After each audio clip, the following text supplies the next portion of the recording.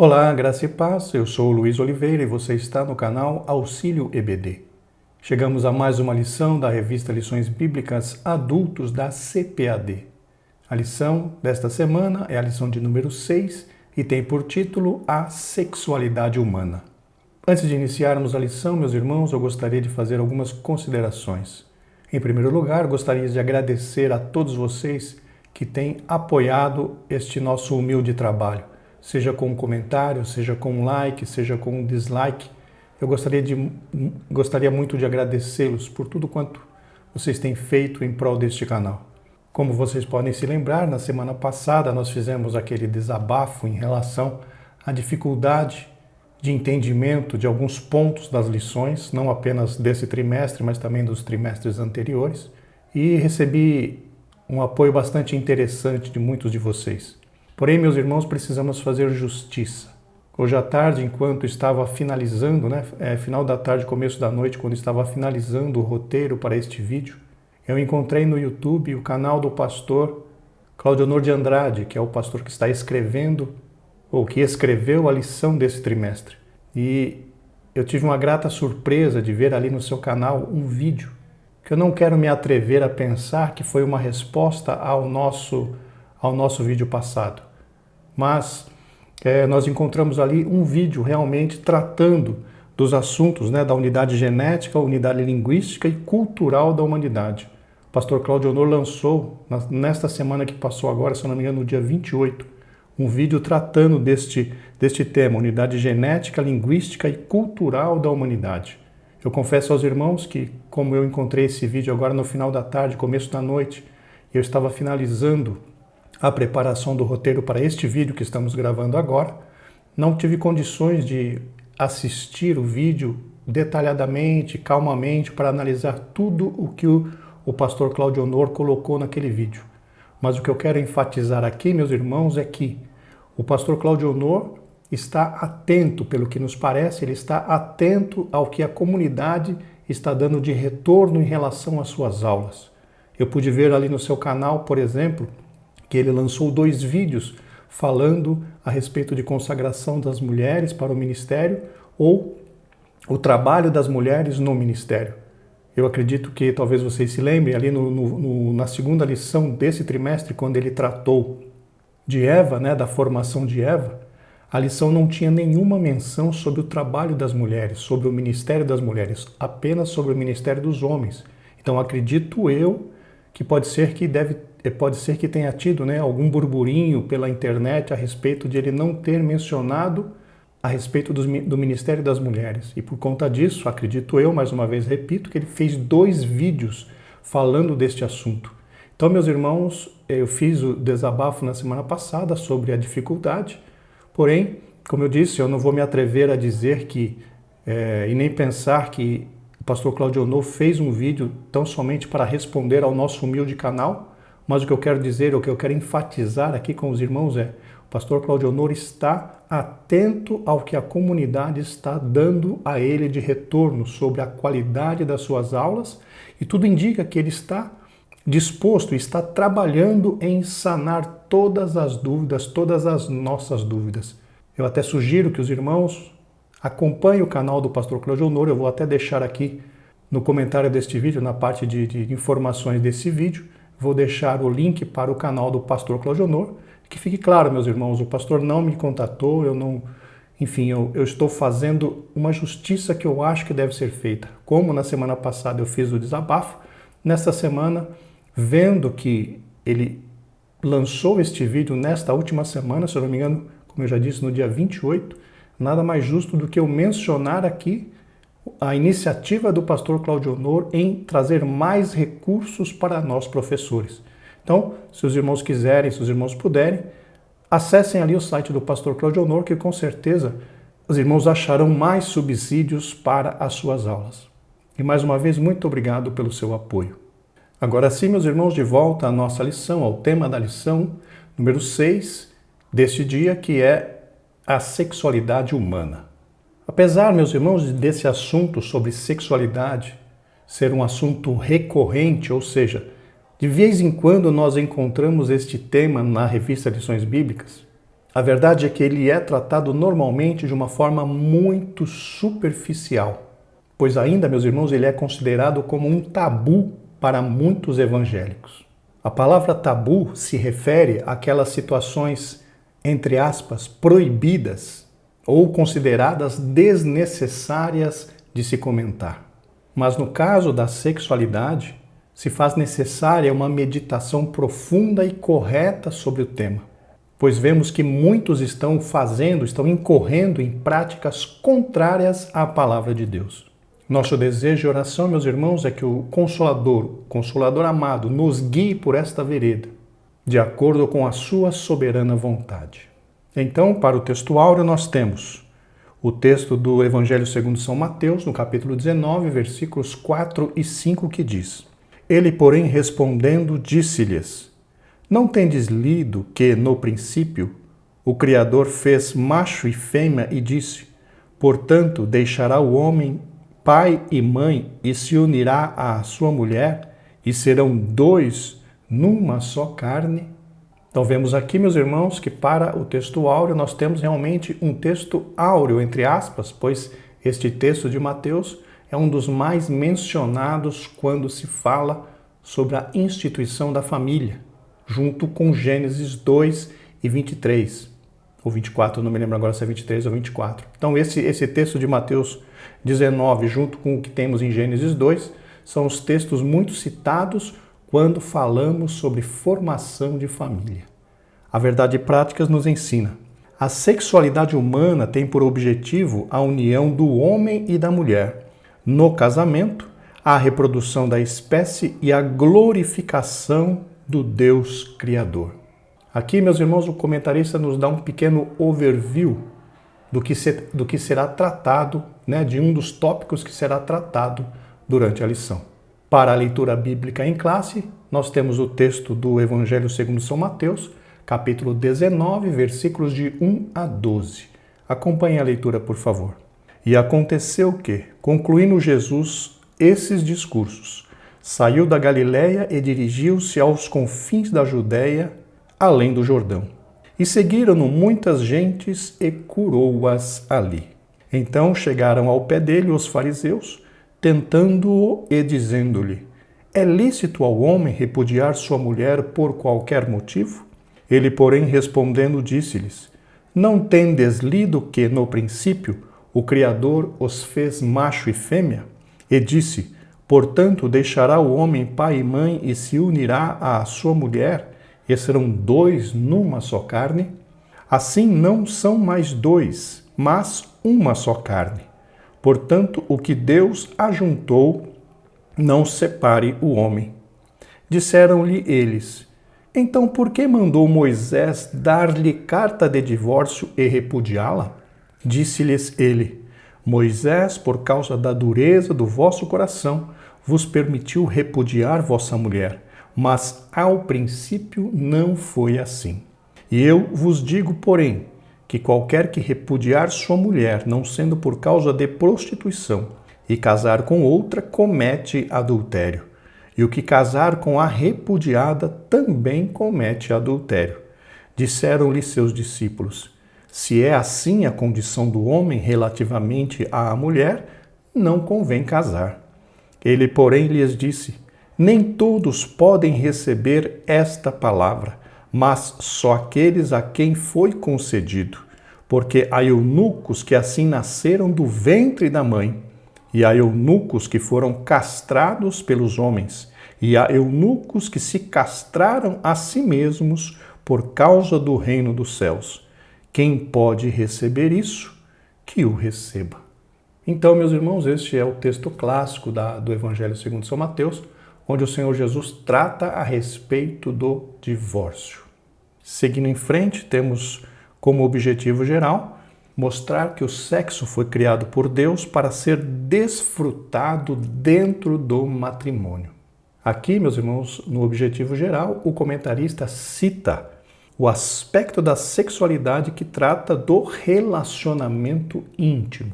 Então nós veremos que o tema sexualidade ou sexualidade humana, ela não trata apenas do relacionamento íntimo.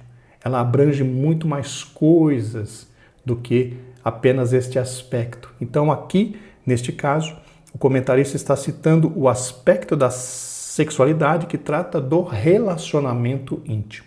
Já para os objetivos específicos, como nesta lição nós teremos 3 tópicos, nós temos 3 objetivos específicos, que são eles: para o tópico 1, conceituar a palavra sexo e enfatizar que Deus criou apenas 2 sexos.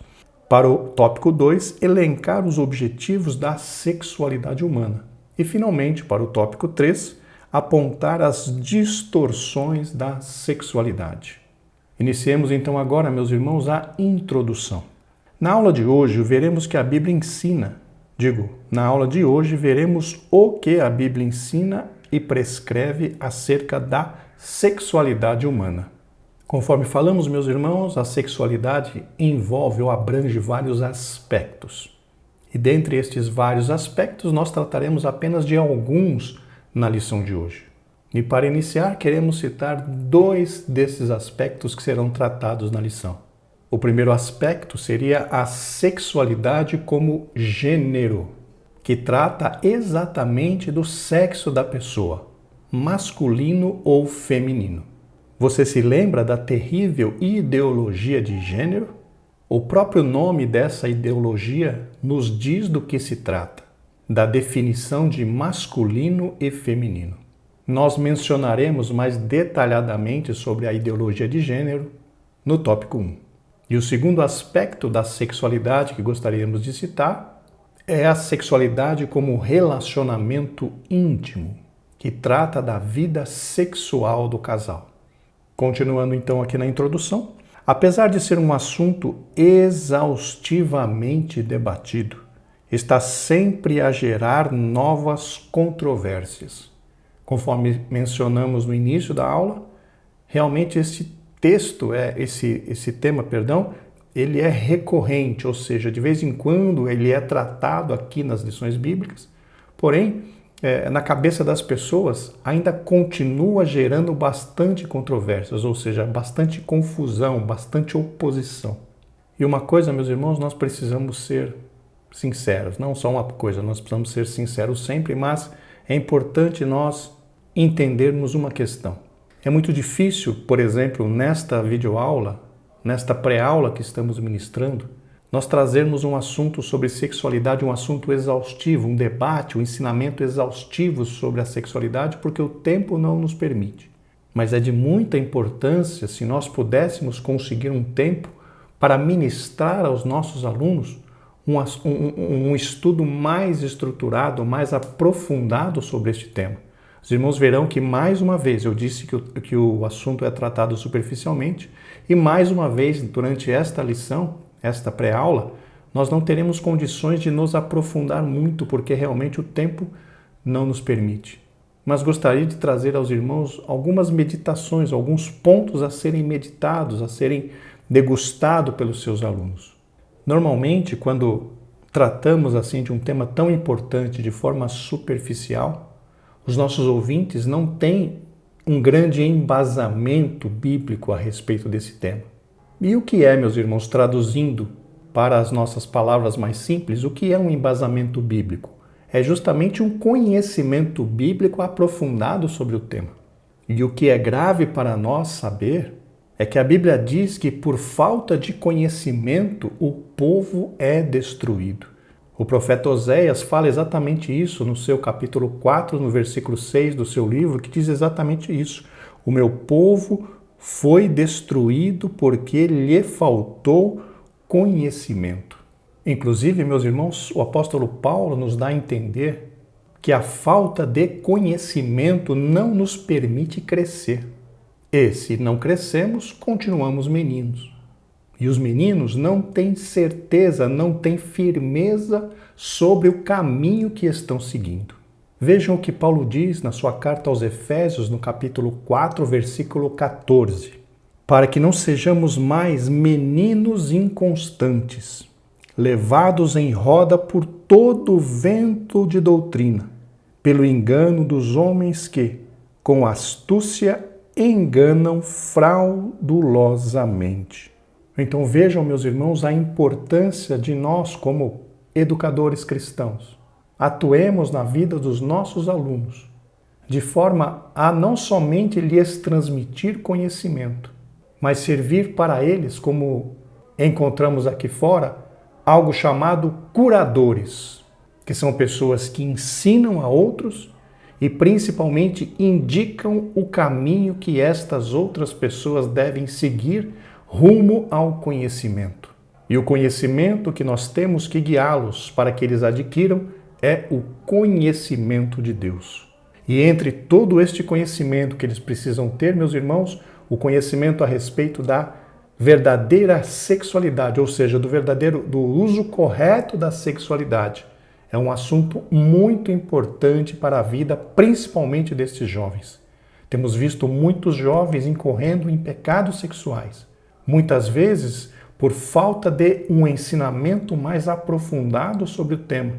Oxalá, meus irmãos, nós nos preparemos e ajudemos estes jovens a olhar para este tema com o olhar crítico, com o olhar bíblico, para que eles se mantenham santos, porque a Bíblia diz que sem a santificação ninguém verá o Senhor.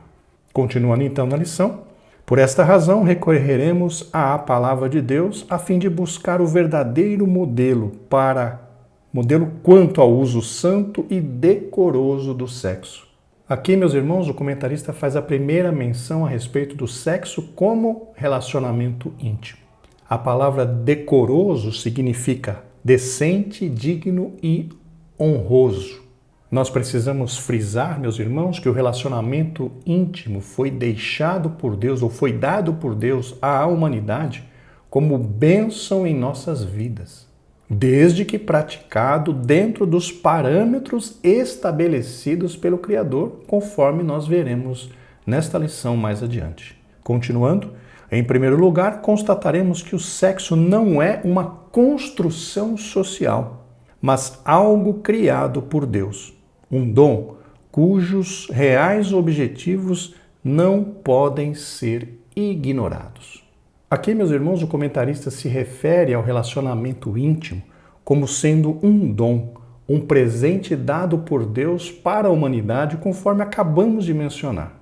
Por construção social, meus irmãos, podemos entender como algo que é definido pela própria sociedade, ou seja, definido de acordo com o desejo do povo.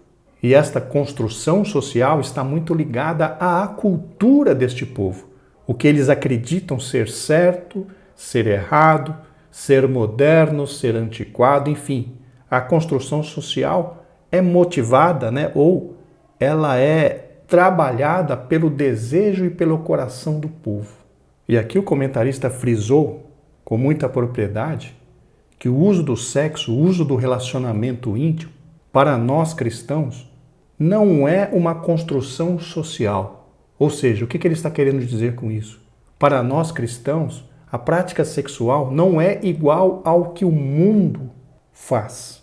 O sexo para o mundo foi uma construção social, ou seja, eles construíram um costume, eles construíram uma rede de ideias. Por exemplo, que o sexo hoje é normal entre solteiros, que o sexo hoje é normal mesmo com pessoas casadas, mesmo em relação a pessoas casadas. Muitos daqueles que não conhecem ao Senhor Jesus adulteram, têm mais do que traem a sua esposa com outras pessoas, as esposas traem os maridos com outras pessoas, ou seja, tudo isso é uma construção social, ou seja, a sociedade construiu estas práticas ou considerou estas práticas como normais por conta de uma mudança de cultura. Mas para nós que somos cristãos, servos de Deus, nós não podemos considerar, meus irmãos, a sexualidade, o relacionamento íntimo, de acordo com o que o mundo ensina. Nós não podemos, como disse o apóstolo Paulo, nos moldar a este mundo, mas temos que nos transformar pela renovação do nosso entendimento, para que experimentemos qual seja a boa, perfeita e agradável vontade de Deus. Então, quando o comentarista diz aqui que a questão sexual não é uma construção social, ou seja, ele quer dizer, olha, o sexo para o cristão não pode acompanhar as práticas do mundo, porque as práticas do mundo foram mudando de acordo com o desejo e com o coração das pessoas deste mundo. Mas nós não andamos ou não deveríamos andar de acordo com o desejo do nosso coração, porque a própria Bíblia nos diz que enganoso é o coração do homem e desesperadamente perverso. Então, meus irmãos, nós não devemos andar buscando atender o desejo do nosso coração, e sim devemos andar buscando atender o desejo do coração de Deus, através do que Ele nos ensina, através da sua palavra. E apenas reforçando um pouco mais essa questão da construção social, nós podemos ver que a cultura do mundo está trabalhando, meus irmãos, para demolir ou para tentar demolir todos os pilares do cristianismo ou do procedimento do cristão. Quer ver um exemplo? Vamos falar do pudor. O que é o pudor? Pudor pode ser definido como aquela, entre aspas, vergonha que impedia as pessoas de, por exemplo, mostrar parte do seu corpo em público. Porém, hoje, através dessa chamada construção social, o pudor ou as bases do pudor foram demolidas. Porque hoje as pessoas consideram normal, entre aspas, mostrar parte do corpo, quer seja na rua, quer seja nas redes sociais. Então vejam como trabalha essa questão da construção social. Mas como eu já disse há pouco, nós como cristãos não podemos ir atrás de construções sociais, não podemos ir atrás daquilo que o mundo prega como bom, como legal, entre aspas, como o correto. Para nós, meus irmãos cristãos, que estamos caminhando para o céu, o que é normal, o que é correto, é o que nos ensina a palavra de Deus. E não há entre nós um tema tão deturpado como essa questão da sexualidade, da relação íntima. Está muito deturpada perante aqueles que não servem a Deus. E nós, como igreja, precisamos estar vigilantes, pois nós somos guardiões, meus irmãos, da santidade. Nós somos guardiões dos preceitos bíblicos e da nossa boca e da nossa vida, meus irmãos, aqueles que não conhecem a Cristo devem receber o exemplo, devem receber água pura, água viva que jorra de dentro do nosso coração. Louvado seja o nome do Senhor. E finalizando a introdução, nós temos, em seguida mostraremos as distorções e os pecados sexuais.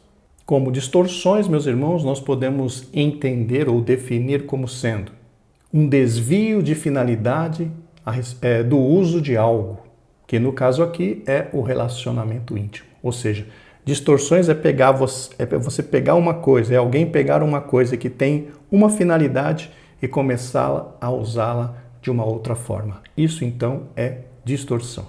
Como ponto central, nós temos a sexualidade humana tem por objetivo a união do homem e da mulher. Aqui, diferentemente das outras lições, nós temos o tema da sexualidade dividido em 3 aspectos. E aqui, no ponto central, nós vemos que ele traz mais um dos aspectos da sexualidade humana, que é a união do homem e da mulher. Chegamos então ao tópico 1. Deus criou apenas 2 sexos. Aqui neste tópico, meus irmãos, conforme comentamos anteriormente, o comentarista vai tratar da questão de gênero da sexualidade, ou seja, da definição de sexo masculino ou feminino. Iniciando então agora o tópico 1. Deus criou apenas 2 sexos, o masculino e o feminino. Em Gênesis 1:27, na nova versão transformadora, nós encontramos: assim, Deus criou os seres humanos à sua própria imagem, à imagem de Deus os criou. Homem e mulher os criou. Vejam aqui que a Bíblia é muito clara em dizer apenas homem e mulher foram criados por Deus. Continuando, além desta fronteira, só há pecado e abominação diante do Criador e Senhor de todas as coisas. O comentarista aqui, meus irmãos, estabeleceu ou considerou que Deus estabeleceu uma fronteira, ou seja, o que é homem e o que é mulher no nascimento. E ele diz o quê? Que é uma fronteira e tudo aquilo que for além dessa fronteira dada por Deus se constitui em pecado e abominação diante do Senhor e Criador de todas as coisas. O que significa ir além? Significa, por exemplo, as pessoas que estão insatisfeitas com o sexo que receberam de Deus e querem mudar de sexo. Isso é um exemplo da abominação, isso é um exemplo do pecado que está ocorrendo hoje em dia. É no mínimo considerado um pecado de rebeldia contra aquilo que recebeu de Deus. E essas pessoas muitas vezes não se contentam em apenas se revoltar no coração. As pessoas acreditam que têm liberdade de fazer com o seu corpo o que quiserem. Inclusive tem um ditado no mundo que diz: meu corpo, minhas regras. Porém, meus irmãos, o nosso corpo é de Deus, nós somos apenas inquilinos aqui dentro. E nós, principalmente nós cristãos, temos a obrigação de cuidar do nosso corpo como se realmente fosse o templo do Espírito Santo, zelar por ele, cuidar da saúde, enfim, tratar este corpo com o maior zelo possível, porque ele é o templo do Espírito Santo. Só que aqueles que não conhecem ao Senhor, aqueles que se revoltam, que se estão inconformados com a situação que receberam, com a condição que receberam de Deus, e muitas vezes desejam mudar de sexo e acabam até fazendo isso. E isso se configura numa rebeldia, num pecado, numa abominação terrível contra o nosso Criador. Então, que fique claro para os irmãos que Deus delineou essas fronteiras, esses limites. O que é homem e o que é mulher. Continuando então, chegamos ao subtópico 1, definição de sexo. O sexo pode ser definido, de acordo com o dicionário Wise, como uma conformação física, orgânica, celular, particular que permite distinguir o homem e a mulher, atribuindo-lhes um papel específico na reprodução. Vejam que interessante essa definição. Diz que a forma nos permite distinguir entre homem e mulher. E não apenas isso, mas também o sexo define um papel específico na reprodução, sendo que o homem fornece o seu espermatozoide e a mulher fornece o óvulo e o local para o desenvolvimento dessa gestação. Vejam que está tudo definido, foi tudo estabelecido pelo Senhor nosso Deus. E é importante nós sabermos, irmãos, que por mais que o homem se revolte contra a condição que recebeu do próprio Deus, ele jamais conseguirá mudar esta lei natural. Mesmo que o homem e a mulher mudem de sexo. O homem, enfim, vocês sabem, o transexual é aquele que, por exemplo, era homem, virou mulher, entre aspas, não vira mulher. Na realidade, o que ele faz é decepar, extrair o membro que o configura como homem, pensando que assim ele vai, entre aspas, virar mulher. Mas nós sabemos que a natureza humana nós não conseguimos mudar. Quem nasce homem, quem nasce mulher é mulher. Não há jeito. Quem nasce homem, ele não consegue gerar uma criança no seu ventre. Quem nasce mulher, ela não consegue, ela não gera espermatozoide, por exemplo, para fecundar o óvulo. Nasceu mulher, vai gerar óvulo. Nasceu homem, teria a capacidade de gerar espermatozoide. Não dá para o homem, não consegue mudar essa lei natural que Deus estabeleceu. Continuando então, o ser humano é identificado por seu sexo logo ao nascer. Hoje, aliás, já se sabe o sexo da criança ainda em seu período de gestação. Logo, o sexo não é o resultado de uma engenharia social e política, como querem os ideólogos do gênero. Ou se nasce homem ou se nasce mulher. É o que mostra a Bíblia Sagrada. Aqui, então, meus irmãos, se faz necessário nós comentarmos algo sobre a ideologia de gênero. Sabemos que este tema foi muito debatido num passado bem recente, mas para nós cristãos é bem importante, é muito importante que nós tenhamos este assunto bem fresco na nossa mente. Para os defensores dessa ideologia de gênero, as pessoas nascem, entre aspas, iguais, sem a definição de masculino ou feminino. independentemente das condições biológicas, ou seja, independente se a pessoa nasceu com um corpo de homem, ou seja, tem os órgãos sexuais masculinos, ou com um corpo de mulher, ou seja, tem os órgãos sexuais femininos, os ideólogos do gênero ensinam que mesmo que tenham estas condições biológicas, tanto um quanto o outro nascem, entre aspas, iguais. E nascendo sem uma orientação sexual definida, né, sendo iguais, eles escolheriam a sua orientação sexual em algum momento da sua vida. Vejam como isso, meus irmãos, é diabólico. Como é que uma pessoa que nasce com o corpo de homem pode ser considerada, entre aspas, assexuada, ou seja, que não é homem, que pode escolher o sexo que quer viver, que quer representar em algum momento da sua vida. A mesma coisa a mulher. Vejam que ideologia diabólica. Porém, para nós cristãos, o texto de Gênesis 1:27 está muito claro. Homem e mulher os criou. Homem é homem, mulher é mulher. Não há como aceitar essa ideologia maligna, porque ela é claramente contrária aos fundamentos que nós encontramos na Bíblia Sagrada. Que nós, irmãos, continuemos vigilantes, pois com certeza essa ideologia voltará a ser mencionada no futuro muito próximo. Eles não se dão por vencido, mas a igreja continua em vigilância. Continuando então, subtópico 2, Deus criou o sexo. E já nesse subtópico, o comentarista está citando sobre a reprodução humana. Continuando, os anjos, desde que foram criados, continuam com o número de seu contingente inalterável, ou seja, o número de anjos criados continua o mesmo desde que foram criados até agora. Eles não se reproduzem sexualmente, foram chamados à existência de uma só vez. Meus irmãos, conforme vemos em Lucas 20, os anjos são seres assexuados, ou seja, eles não praticam relacionamento sexual. Até porque em Hebreus 1:14 nós vemos que eles são espíritos. Hebreus 1:14 nos diz: não são porventura todos eles espíritos ministradores enviados para servir a favor daqueles que hão de herdar a salvação?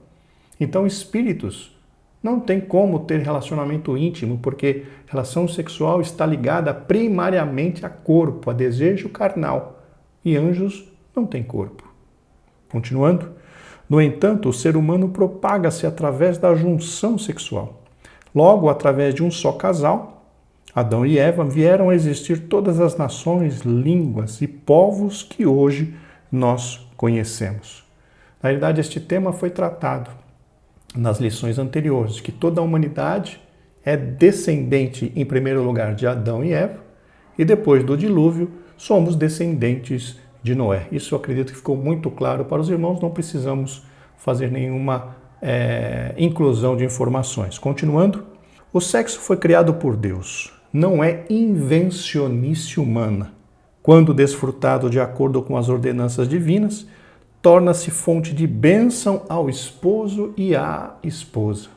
Aqui, meus irmãos, o comentarista já mudou o foco do subtópico, pois ele está se referindo ao relacionamento íntimo, porque ele mencionou a palavra desfrutado e incluiu também esposo e esposa. Então vejam que nesse subtópico 2 do criou o sexo, o comentarista estava falando da reprodução humana e neste último parágrafo ele fala do quê? Fala do relacionamento íntimo. Então, meu irmão professor, minha irmã professora, tome bastante cuidado, que às vezes, para que você não se confunda nessa colocação. Começou falando da reprodução humana e no final falou, na última frase, falou, aqui no último parágrafo, falou a respeito do relacionamento íntimo, que para nós cristãos é muito importante e podemos considerar algo sagrado, como veremos mais para frente nesta lição. Chegando agora ao subtópico 3, os dois sexos. Ao criar o ser humano, o Senhor os fez macho e fêmea. Por conseguinte, há apenas dois sexos, há somente dois sexos, o masculino e o feminino. E aqui o comentarista voltou a falar de gênero. E nós já trabalhamos, já tratamos desse tema agora há pouco na lição. Continuando. Ainda que alguém exteriormente transmude-se, jamais perderá a essência do sexo com que nasceu. O homossexualismo e outras práticas igualmente antibíblicas jamais conseguirão mudar o que Deus criou. O que o comentarista quis dizer com esta expressão transmude-se? Exatamente o que eu havia comentado há pouco a respeito dos transexuais, aqueles que querem mudar de sexo. Mesmo, isso inclusive vai de encontro a exatamente o que falamos, mesmo que alguém consiga fazer uma alteração externa, como nós vemos aí, por exemplo, que alguns que nasceram homens faz incisão de silicone, faz aplicação de silicone, então consegue mudar o seu corpo exteriormente para que se pareça com a mulher, porém a sua natureza não pode ser alterada. A natureza daquilo que recebemos de Deus no nascimento não pode ser alterada. Por mais que eles se rebelem, por mais que eles tentem, por mais que eles, entre aspas, pareçam, a verdade é que a natureza não pode ser mudada. Quem nasceu homem vai morrer homem. Quem nasceu mulher vai morrer mulher, independente das alterações externas que sejam feitas. Todas estas ações se configuram apenas como rebeldia contra o Criador. E que fique claro para todos nós que todos nós haveremos de prestar contas diante de Deus daquilo que fizemos por meio do corpo, quer bem, quer o mal. Chegando agora ao tópico 2, objetivos da sexualidade humana. Aqui, meus irmãos, o comentarista vai tratar da sexualidade no sentido do relacionamento íntimo. Começando então, o sexo foi criado por Deus tendo em vista 3 objetivos: a procriação da espécie humana, a união conjugal e a glória divina. Aqui o comentarista então faz um pequeno sumário, sobre o que será tratado neste tópico. Subtópico 1, procriação. Como já dissemos, só existe um meio de a espécie humana propagar-se, através da união sexual entre um homem e uma mulher. Precisamos lembrar, meus irmãos, que o homem desenvolveu um outro processo conceptivo, a inseminação artificial. O que é um processo conceptivo? É um processo que faz com que o óvulo seja fecundado pelo espermatozoide. O que significa isso? Significa, meus irmãos, que na inseminação artificial não é necessário haver uma relação sexual. O que eles fazem na inseminação artificial é pegar o espermatozoide do homem, extrair um óvulo da mulher e fazer esta junção, esta inseminação em laboratório. Então vejam que o homem está indo bastante longe nessa questão.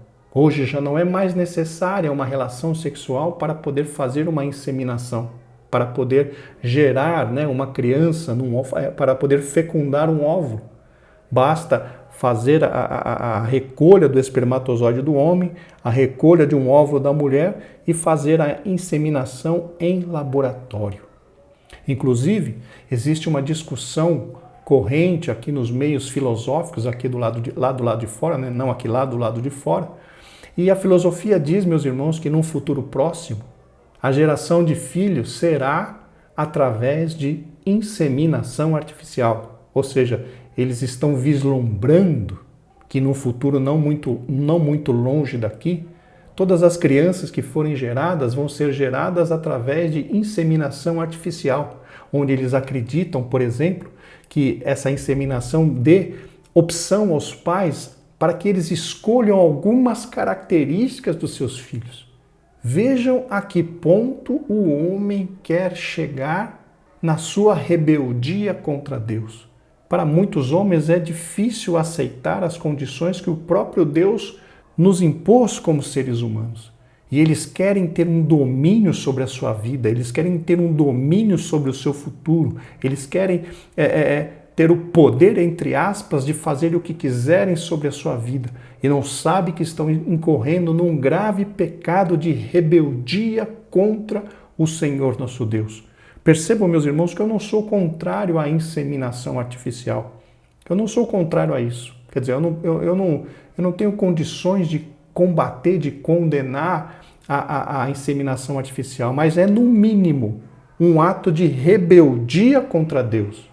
Continuando então, assim casamentos serão consumados e seres humanos continuarão a nascer até a consumação dos séculos. Aqui, meus irmãos, precisamos lembrar, precisamos mencionar aquilo que já mencionamos em lições anteriores. E o que estamos vendo é uma diminuição muito grande na geração de filhos por parte dos casais, principalmente dos casais mais novos. E isso é bastante preocupante porque em países onde esta prática é adotada pelos jovens, a população acaba envelhecendo. E isso não é nada bom para o futuro daquela nação. Continuando então, todavia chegará o momento em que a humanidade não mais necessitará procriar-se. Tanto os que forem para o céu como os que forem para o lago de fogo não mais propagarão a espécie. Estará findada a nossa atividade sexual porque o ser humano agora não será mais carne e sangue. Os salvos teremos um corpo de glória, seremos semelhantes aos anjos. Aleluia. O que é importante, meus irmãos, nós frisarmos nesses parágrafos que acabamos de ler, é que realmente quando nós formos alcançados pelo arrebatamento da igreja, nós não mais nos relacionaremos sexualmente. O próprio Senhor Jesus disse ali aos saduceus que na ressurreição nós receberíamos corpo semelhante aos dos anjos, mas percebam que a semelhança com os anjos ali é tão somente na questão da sexualidade, porque o corpo que nós receberemos será um corpo glorificado, será um corpo incorruptível, independente do corpo dos anjos, até porque anjo não tem corpo, pois ele é espírito. Vejamos o que diz aqui em 1 Coríntios 15, 53, na versão Almeida Revista e Corrigida. Porque convém que isto que é mortal porque convém que isto que é corruptível se revista da incorruptibilidade, e que isto que é mortal se revista da imortalidade. Nesta incorrupção, meus irmãos, está incluída o quê? A ausência dos desejos carnais e sexuais. Quando nós recebemos a glorificação do nosso corpo, os nossos desejos carnais e sexuais serão abolidos, serão removidos do nosso corpo. Nós receberemos um corpo glorificado, semelhante ao corpo do Senhor Jesus Cristo. Até porque, meus irmãos, o próprio Senhor Jesus disse que no céu não entra nada que contamine. Vejamos o que diz Apocalipse 21, 22, na versão Almeida, Revista e Corrigida. E não entrará nela, na Nova Jerusalém, coisa alguma que contamine e cometa abominação e mentira, mas só os que estão inscritos no livro da vida do Cordeiro. Louvado seja o nome do Senhor. Então, realmente, como o comentarista mencionou, haverá um tempo em que nós não mais nos relacionaremos sexualmente. Mas vocês percebam, irmãos, que mesmo enquanto em vida, mesmo enquanto vivendo neste corpo, neste tabernáculo terrestre, aqueles que atingirem uma idade maior, uma idade mais avançada, normalmente diminuirão a atividade sexual, muitas vezes até cessá-la. Por quê? Porque o vigor físico vai diminuindo, o vigor físico vai acabando. E mesmo em vida, muitas vezes, quando a idade está avançada, não adiantará tomar a pílula azul, não adiantará tomar remédio não sei das quantas, que o vigor sexual vai acabar. E isso, irmãos, é natural para nós, seres humanos. Quanto mais nós cuidarmos da nossa saúde, quanto mais nós fizermos atividades físicas, quanto mais nós primarmos pela boa alimentação, mais nós prolongaremos esta vida sexual, principalmente em nós homens. Mas, se nós não tomarmos esses devidos cuidados, se nós formos sedentários, se nós não praticarmos atividades físicas, se nós não nos preocuparmos com a alimentação, a tendência da nossa vida sexual é ser reduzida. E não importa, como eu já disse, tomar pílula azul ou tomar algum outro tipo de remédio. Quando vai acabando o vigor, chega uma hora em que não há remédio que faça alguma mudança, que faça alguma diferença nessa situação. Então percebam que até nessa questão de cuidar da saúde, é importante para que nós prolonguemos a nossa vida sexual nesta terra. Continuando então, subtópico 2, união conjugal. O sexo foi criado por Deus para ser desfrutado no contexto da vida matrimonial. O comentarista está se utilizando nesse parágrafo do texto de Gênesis 2:24, que fala da unidade do casal, e diz: portanto, deixará o varão seu pai e a sua mãe, e apegar-se-á à sua mulher, e serão ambos uma carne. É importante, meus irmãos, nós sabermos que o relacionamento íntimo, o relacionamento sexual, tem o poder de fazer com que duas pessoas se tornem uma, independente de estarem casados ou não. Vejam o que Paulo diz na sua primeira carta aos Coríntios, no capítulo 6, versículo 16. Ou não sabeis que o que se ajunta com a meretriz, faz-se um corpo com ela? Porque serão, disse, dois numa só carne. Então veja, meus irmãos, que por este texto nós entendemos que o relacionamento íntimo realmente torna as pessoas que o praticam uma unidade. Serão dois numa só carne. E conforme o comentarista pontuou, esta união só pode ser desfrutada dentro do casamento. Continuando então, o sexo sendo praticado antes e fora do casamento afigura-se como ofensa e pecado perante o Criador. O ato sexual praticado entre pessoas solteiras é chamado de fornicação. Já as relações sexuais praticadas por alguém que seja casado com outra pessoa que não seja o seu cônjuge são chamadas de adultério. Tanto a fornicação como o adultério são condenados pelas Sagradas Escrituras. E algo importante a ser mencionado a respeito do adultério é que o Senhor Jesus nos deu uma indicação do que é realmente, ou do que realmente significa praticar um adultério. Vejamos o que ele diz no Evangelho segundo São Mateus, no capítulo 5, versículo 27 e 28, na Nova Versão Transformadora. Vocês ouviram o que foi dito: não cometa adultério.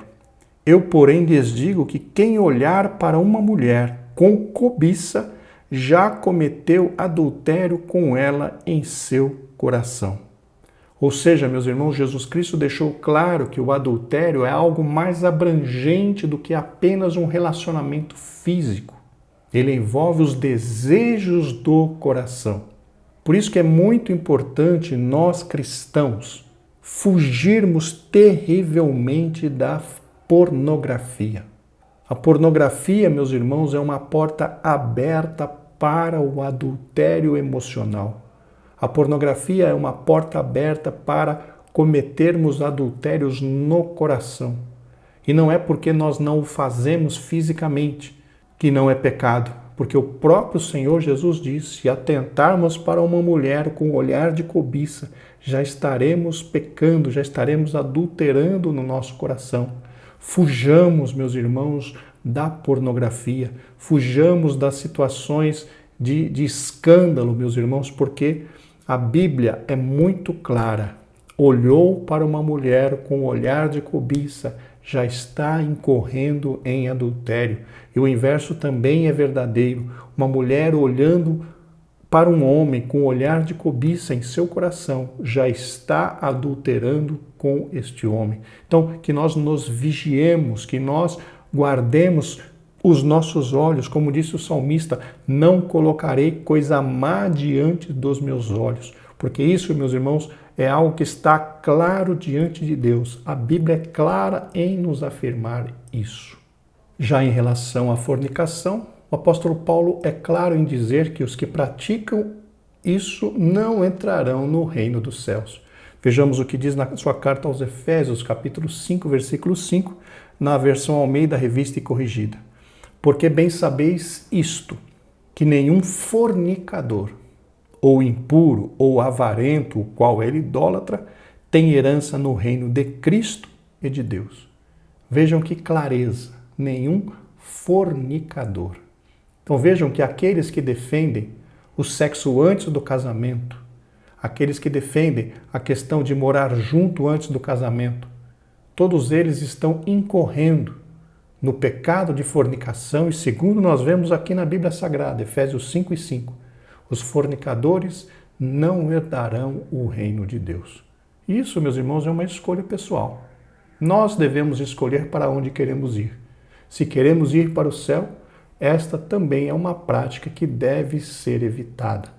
Continuando então, no casamento, porém, une o casal e perpetua os laços entre o homem e sua esposa.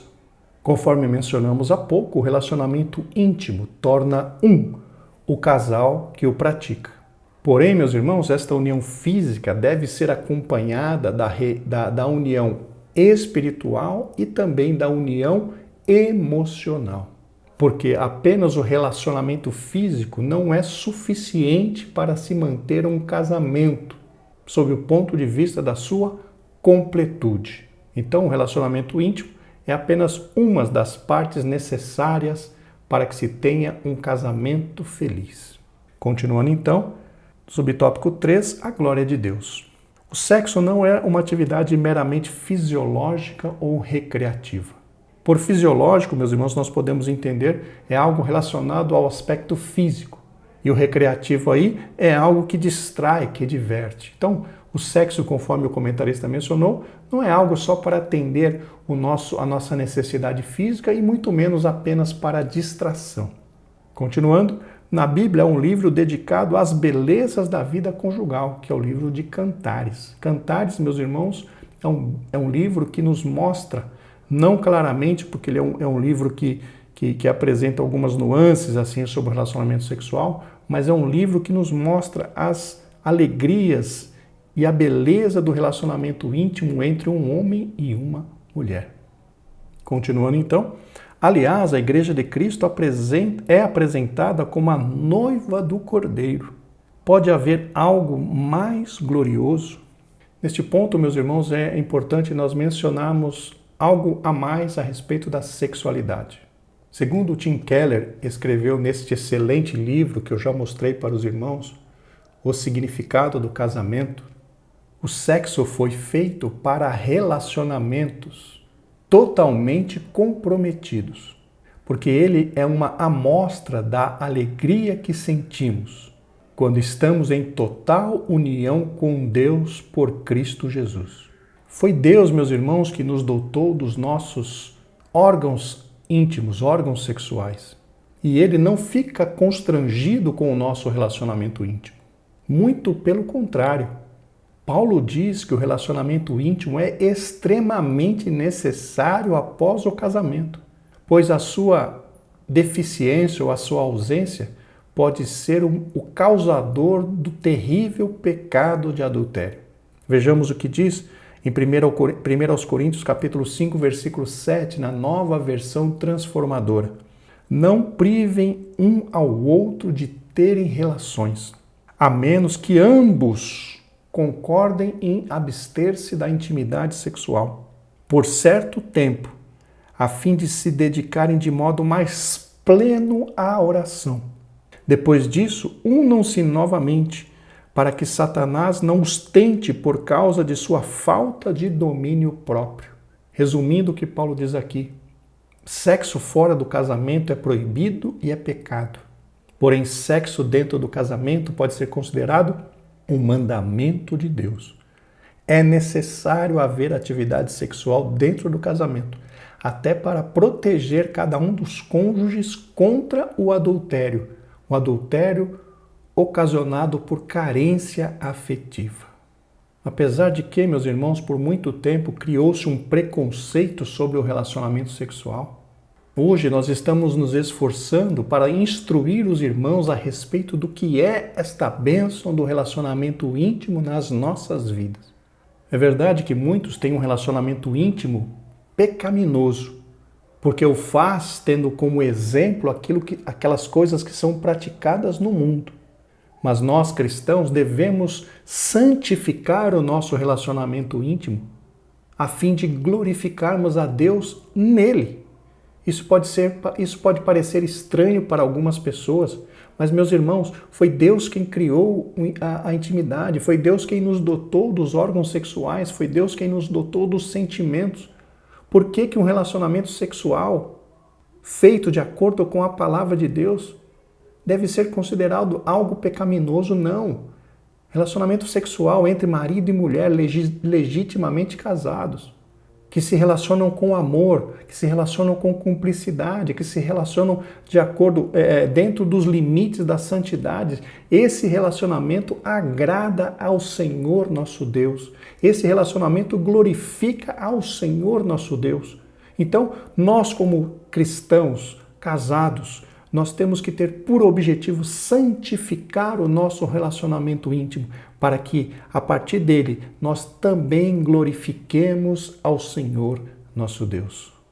Eu não vou entrar em mais detalhes aqui, porque o vídeo já está ficando bastante longo, mas eu gostaria de sugerir que os irmãos que se interessam pelo tema procurem na literatura mais informações sobre isso. Eu tenho aqui, meus irmãos, além deste livro do Tim Keller, O Significado do Casamento, que é um livro que eu indico fortemente para que os irmãos leiam, aqueles que são casados, aqueles que trabalham com casais. Este aqui é do John e da Lisa Bevere, também é um livro excelente, A História do Casamento. Esse livro tem algumas instruções sobre a sexualidade que são bastante importantes para nós que somos casados e servimos a Deus. Invista na sua vida espiritual, invista no seu conhecimento. Compre bons livros, leia-os e você verá o seu crescimento. Glórias ao nome do Senhor. Todos aqueles que ministram a aula, todos aqueles que dão aula, na escola dominical ou em seminário, ou o que quer que seja, precisa, meus irmãos, desenvolver o hábito da leitura. Em primeiro lugar, a leitura bíblica, mas também a leitura de livros, de bons livros, para que cresça no conhecimento, para que cresça no entendimento e possa ser usado por Deus de uma forma mais eficaz. Continuando então na lição, chegamos agora ao tópico 3, distorções da sexualidade. Conforme comentado, meus irmãos, distorções são as ações para desviar algo do seu objetivo para o qual foi feito. No caso da sexualidade, as distorções são os relacionamentos íntimos contrários aos objetivos pelos quais Deus o idealizou. Veremos algumas delas neste tópico. O sexo, quando praticado antes ou fora do casamento, gera iniquidades e abominações, fornicação, adultério, homossexualismo e ideologias nocivas. Lembrando, meus irmãos, que na área da sexualidade não são apenas estes atos mencionados pelo comentarista que são abomináveis e pecaminosos diante de Deus. Existem muitas outras situações que ofendem a santidade de Deus. Podemos citar, por exemplo, o incesto, que é o relacionamento íntimo entre parentes, entre pessoas da mesma família. Podemos relacionar também o relacionamento íntimo com animais. E tem muitas outras aberrações sexuais que nós ouvimos que as pessoas cometem por aí. Todas estas práticas se constituem em pecados graves contra a santidade do Senhor nosso Deus. E todos esses pecados, as pessoas que os praticaram darão conta diante de Deus de cada uma das suas atitudes, de cada um dos seus atos. Continuando, o primeiro subtópico é a fornicação. A fornicação é um relacionamento sexual antes do casamento. Logo, quando um casal de namorados ou de noivos pratica o sexo, tanto o rapaz quanto a moça pecam contra o Senhor. Nós já citamos, meus irmãos, agora há pouco a respeito da fornicação, inclusive citamos esse texto de Efésios 5:5, onde Paulo é muito claro quando diz que o fornicador não herdará o reino de Deus. Continuando então, o adultério. A fim de proteger a harmonia conjugal, o Senhor decretou: não adulterarás.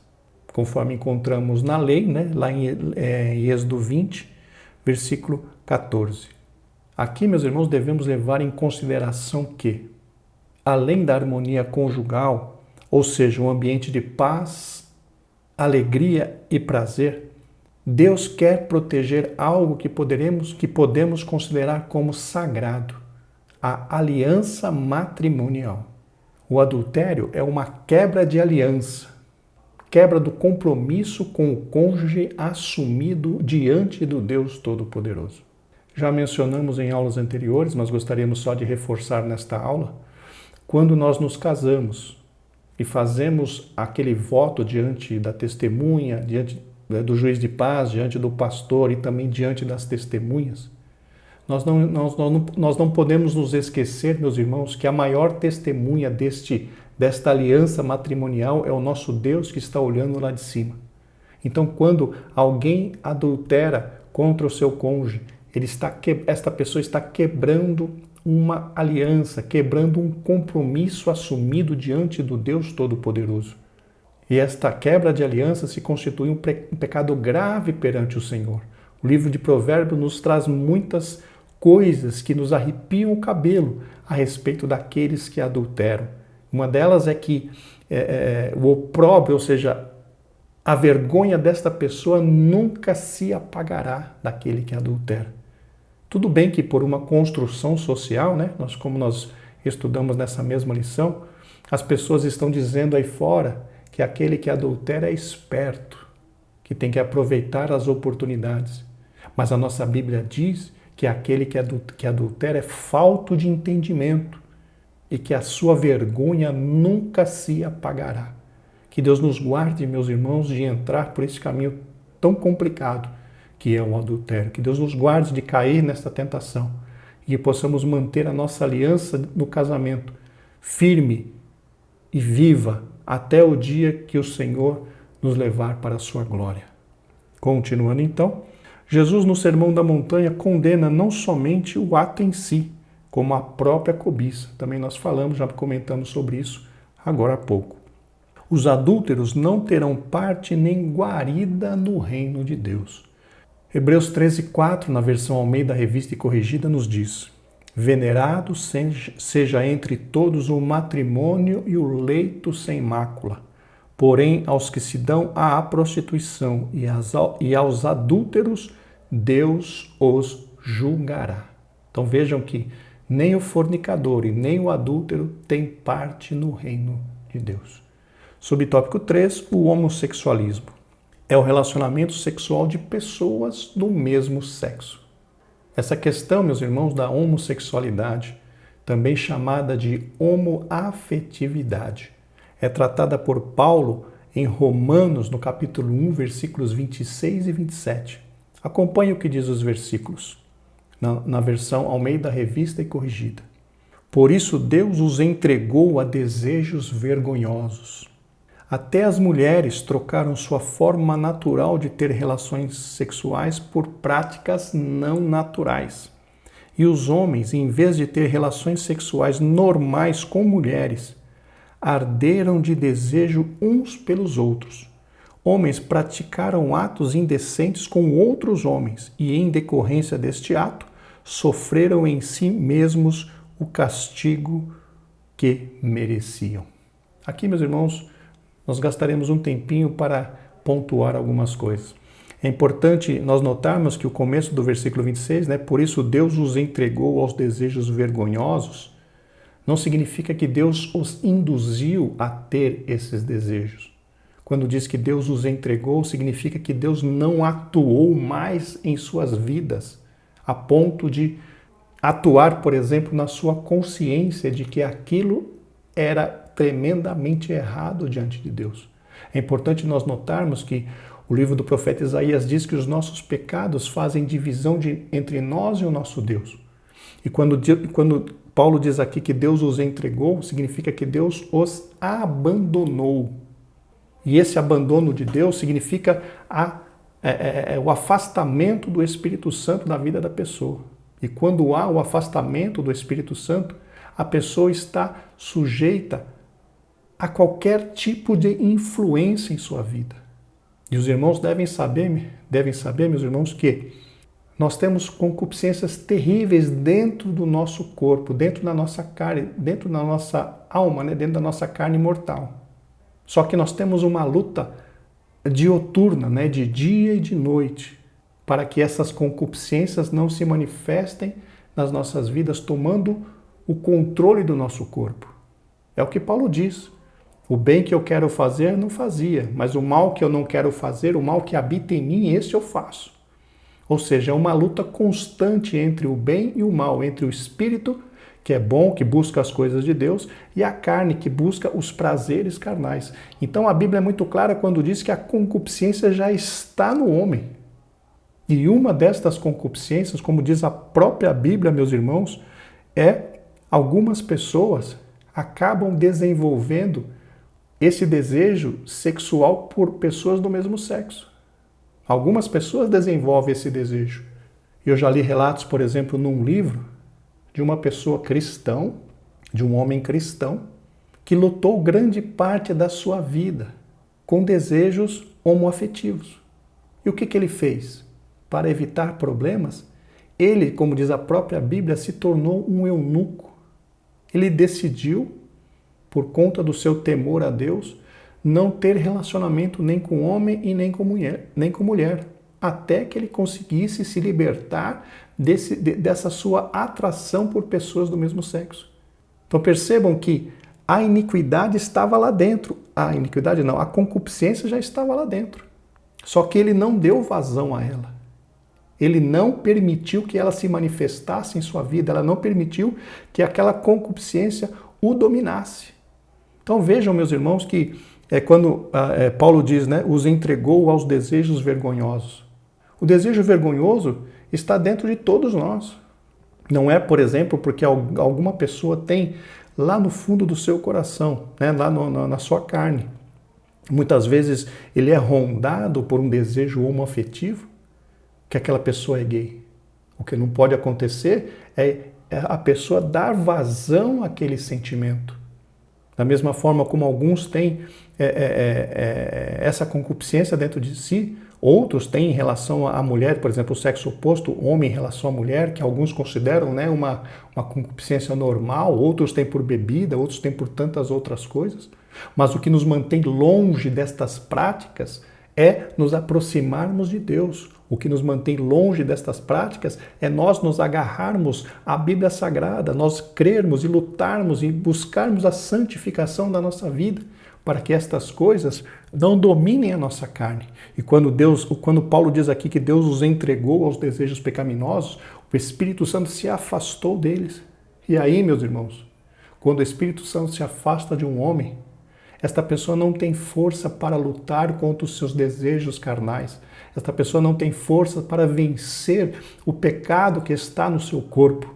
Nós só vencemos o pecado através da nossa rendição a Deus, através da nossa obediência à palavra de Deus e principalmente através da ajuda do Espírito Santo em nossas vidas. Se o Espírito Santo se retira, se a pessoa é, como diz aqui, abandonada por Deus, os desejos pecaminosos que estão no interior do coração desta pessoa acabam se manifestando e tomando conta da vida da pessoa. É por isso, meus irmãos, que nós não podemos condenar quem quer que seja. Nós não podemos jogar no inferno no sentido de condenar quem quer que seja. Quando vemos, por exemplo, uma pessoa numa situação degradante de pecado, nós temos que nos compadecer desta pessoa e tentar de todas as formas resgatá-la desta situação deplorável, porque ali está uma pessoa que foi formada à imagem de Deus. E assim como nós, ela também precisa de salvação, e assim como nós, Deus também a ama e quer que ela seja salva. Então vejam que não interpretemos essa questão do Deus os entregou a desejos vergonhosos como se Deus os induzisse. A explicação desse versículo é que Deus se afastou. E quando Deus se afasta, aquilo que está no coração do homem de mais ruim acaba aflorando na vida do homem e tomando conta da vida do homem. Porque o Espírito Santo não está ali mais. O Espírito Santo já se afastou. E quando a casa está vazia, o próprio Senhor Jesus diz que vem 8 espíritos, né?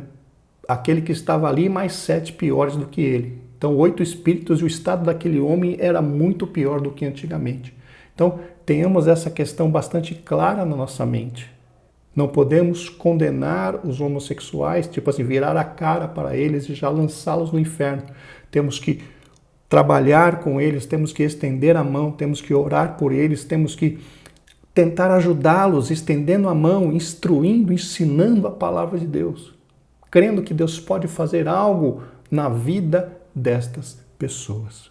Continuando então, na Bíblia Sagrada é conhecido como o pecado de Sodoma e Gomorra. Vocês se lembram bem do que aconteceu ali em Sodoma quando Ló recebeu os 2 anjos que Deus havia mandado para destruir a cidade? A Bíblia fala que os homens de todos os bairros daquela cidade cercaram a casa e quiseram estuprar os 2 anjos. E por conta disso, aquelas 4 cidades, Sodoma, Gomorra, Zoar e Admá, foram destruídas pelos anjos. Só que esse não é um caso isolado da Bíblia. A Bíblia fala que em Gibeá, lá no livro de Juízes, no capítulo 19, aconteceu algo semelhante com a concubina daquele levita. O levita chegou ali na cidade de Benjamim, chamada Gibeá, para passar a noite. Ele estava indo a Belém de Judá. E quando ele entrou na casa daquele senhor que os recebeu ali, ele e a sua concubina e o seu jovem, o seu ajudante ali, o seu servo, à noite os homens da cidade cercaram a casa daquele senhor e pediram para que aquele homem fosse colocado para fora porque eles queriam estuprá-lo. Então vejam, meus irmãos, que esta situação não era uma prática isolada de Sodoma e Gomorra. Também em Gibeá aconteceu a mesma coisa. E por pouco, a tribo de Benjamim não foi totalmente destruída de entre as tribos de Israel. Por pouco, só sobraram 400 soldados ali, só sobraram 400 homens da tribo de Benjamim, que depois disso precisou novamente crescer e se multiplicar para se tornar uma tribo grande. Então vejam que essa questão da homossexualidade já vem de muito tempo, segundo a Bíblia Sagrada. Continuando então, esta abominação contraria o plano divino quanto ao casamento, que, além de ser monogâmico e indissolúvel, é heterossexual. Esse versículo de Gênesis 2:24, meus irmãos, é a base da nossa defesa, né? Uma das bases da nossa defesa a respeito do sexo, do casamento ser heterossexual. E diz lá na Nova Versão Transformadora: por isso o homem deixa pai e mãe e se une à sua mulher, e os 2 se tornam um só. O homem deixa a casa do pai e se une à sua mulher, e serão 2 em um só. A nossa base do casamento heterossexual. Por fim, subtópico 4, a ideologia de gênero. A chamada ideologia de gênero é mais uma tralha inventada pelos inimigos da família cristã.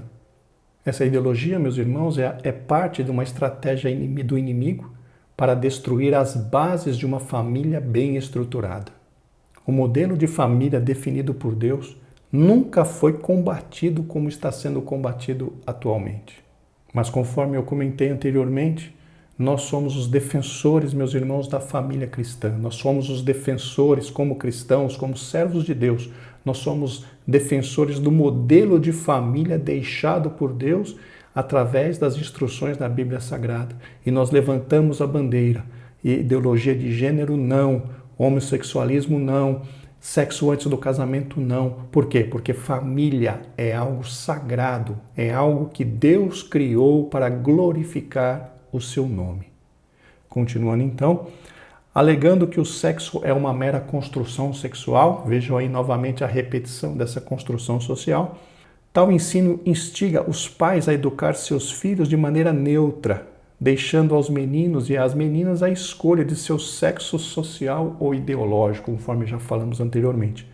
A Bíblia, porém, é taxativa quanto a tal pensamento. Não, homem é homem, mulher é mulher. E nós, como igreja, precisamos continuar defendendo as nossas crianças, os nossos filhos, contra essa ideologia do inferno, contra essa ideologia maligna, ideologia de gênero. A igreja, como eu já disse, é defensora, é guardiã dos bons princípios ensinados na Bíblia Sagrada. E que fique claro, que deixemos claro para todos. A Bíblia diz: homem e mulher os criou. Já está definido. Quando nascemos, Já está definido o que somos, para a glória de Deus. Chegamos então, meus irmãos, à conclusão da lição, que diz: apesar de o ser humano ser dotado de sexo, foi este criado para louvar e exaltar a Deus através de uma vida santa e pura. Que jamais esqueçamos de que nosso corpo é o templo do Espírito Santo. Não somos um mero fenômeno fisiológico, somos imagem e semelhança de Deus. Muito obrigado então, meus irmãos, pela sua companhia até aqui o final deste vídeo. Louvamos a Deus pela sua vida e mais uma vez agradecemos por todo o apoio e suporte que você tem nos dado aqui no nosso humilde trabalho. Em querendo, fique à vontade de comentar aqui na parte do comentário do YouTube, se você está assistindo o vídeo pelo YouTube, se você está assistindo o vídeo pelo nosso canal, pelo nosso site Estudantes da Bíblia, fique à vontade em querendo nos enviar um e-mail, enfim, fique à vontade. Nós estamos aqui para servir a Igreja de Cristo. Então, até a próxima semana, se Deus quiser, e que Deus vos abençoe. Graça e paz.